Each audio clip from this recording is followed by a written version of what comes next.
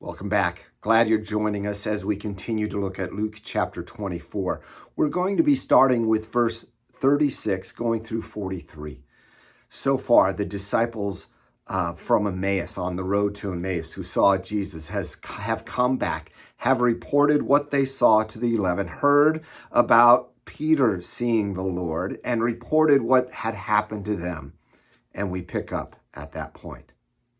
As they were talking about these things, Jesus himself stood among them and said to them, "Peace be to you." But they were startled and frightened and thought that they saw a spirit. And he said to them, "Why are you troubled, and why do doubts arise in your hearts? See my hands and my feet, that it is I myself. Touch me and see, for a spirit does not have flesh and bones, as you see that I have." And when he said this, he showed them his hands and his feet. And while they were still disbelieving for joy and were marveling, he said to them, "Have you anything here to eat?" And they gave him a piece of broiled fish, and he took it and ate it before them. Jesus appears to the disciples and begins with the words, "Peace be to you." Peace to you.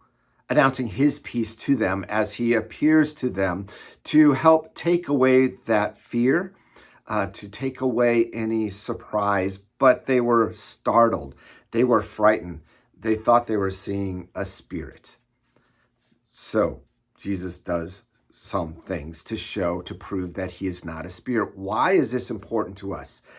This is important because it's not simply a spiritual resurrection of Jesus. It is his physical resurrection. Some say, not traditional teaching of Christianity, by the way, but some people say that it was just a spiritual resurrection of Jesus, that physically he wasn't there. It was his spirit or his soul and not his body. Jesus says, "See my hands and my feet." Not just see them, but then touch them. A ghost, a spirit, doesn't have flesh and bones.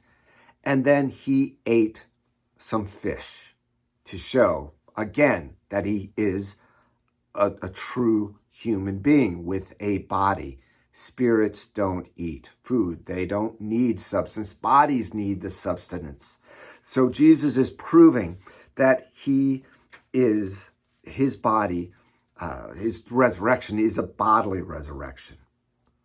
Why is this important? Well, this is important because without the resurrection of Jesus, our faith is in vain.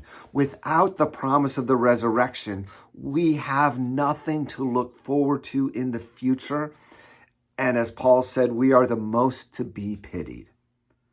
But Jesus did rise from the dead. And because of that resurrection, we have the promise of a resurrection as well. We have that promise that not just that we will be with Jesus in our soul when we die, but more importantly, that we will be united with him, body and soul, in the final resurrection. You see, when we are with Jesus in our soul, it isn't finished. It's not complete. It's great, don't get me wrong, but as one of my professors says, it's not the end of the world. What's important is that resurrection. Because Jesus was raised from the dead, we too shall be raised. That is our hope. That is when the fulfillment of all that was promised will take place. So we anticipate that as we look forward to Jesus' return and that day of the resurrection of all flesh. We'll wrap up tomorrow with the rest of chapter 24, the book of Luke.